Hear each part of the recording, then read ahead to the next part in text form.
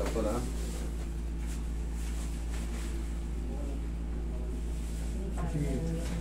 Tayo ba?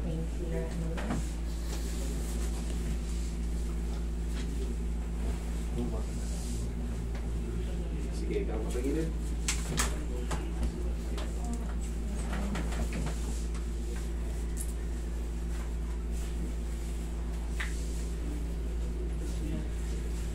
Relax lang.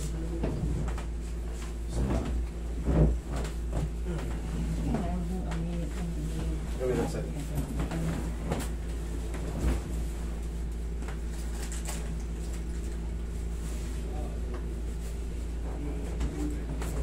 Yan. Kita pa ka.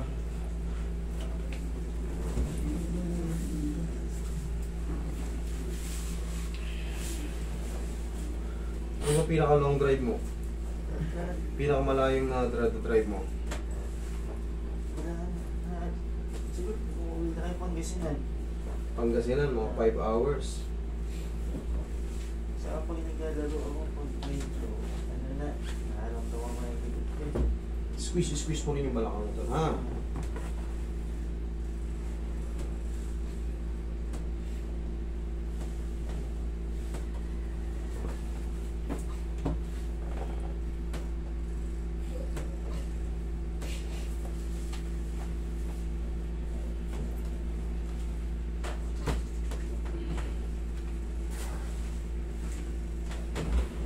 Sabi kasi ng friend kong PT, pagkatikip na yung Ano? muscle ko sa likod saka sa pet. Ano? Magkatikip na yung muscle ko sa likod saka sa pet. Sabi sa'yo ng kaibigan mong PT, magkadikit. Kailangan i-therapy para mag-iwalay.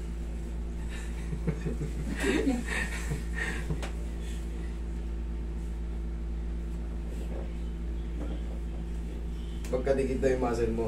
Eh, no, magkadikit naman talaga yan eh.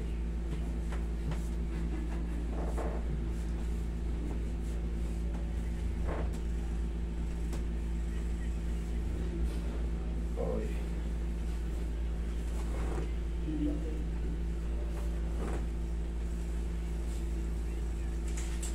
Hindi na kailangan i-therapy yan. Haplos na ng pagmamahal ni Master o yan, tanggal na yan. Mas healthy ang ating disc pag gumagalaw. Pag kasi na-stack up yan, pag umupo ka ng ganito, nakaganto ka, makain. Pag gumanong ka, pero pag diyan ka lang ha. Pag-iwalay natin yung muscle mo sa puwet.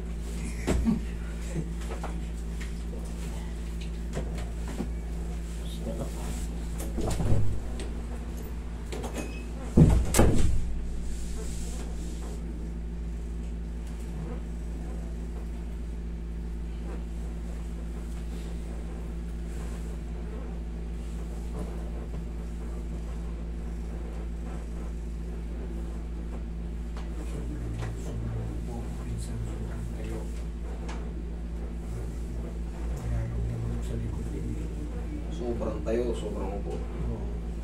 Ano yan tayo, yung mga ganyan? Part ng ano yan? Part ng yung kasi yung mga ano natin, mga tendon natin, pagka matagal din sila kasi medyo gapok na sila, kapok, tumato. Pag ininat mo na sobra, masakit na. Pagka niyukot mo naman ng sobra, matagal ka nakaganon, masakit din. Pero pag nakagalaw ka na, good na naman. Kailangan na niya paunti-unti. Yun nga minsan sa likod ko, nung medyo alanganin yung uko. Oo. Yan, nanganganay na siya. So, medyo unat-unat. Pag naunat-unat mo na, yan, okay na, di ba?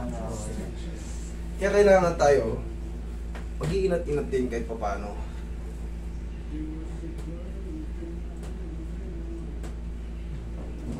Tihaya ka, Tol.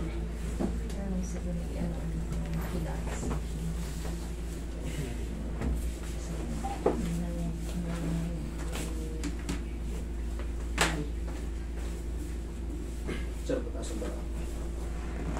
O, sobrang aring kita, sir. Kami sa dibdib, sir. Makasik sa buta sana.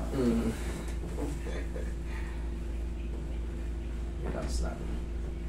Inhale. Exhale. Yun. Tunog yun. Tagaling siya. Yan. Tumangkad ka ng mga 1 inch. Tumunog lahat. Hayaan mo lang munang sumingaw yung traction natin.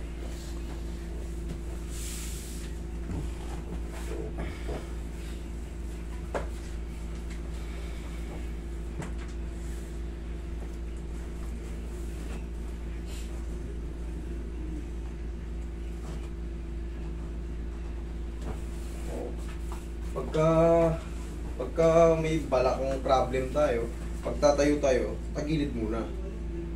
Tagilid ka, tukod mo yung siko mo, tsaka yung kamay mo. Yan, tsaka kumuha ng puwersa. Para ito, safe. Kung may problem ka na rito, hindi na madadali ulit yan. Tsaka lang muna.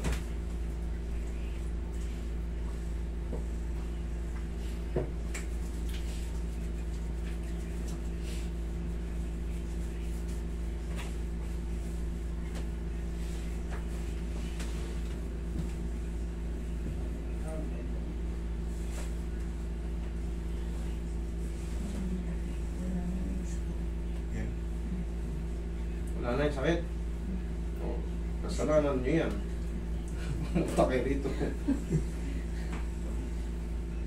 Kasi basta magta-turn lang ganyan ng stiff ka. Parang laging may hatak. Parang may umahatak na maliit.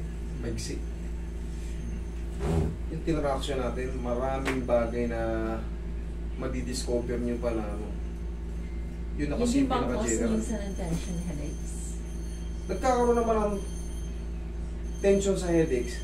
Cervical din na may pakana. Nandito yung mga joint ng ano eh.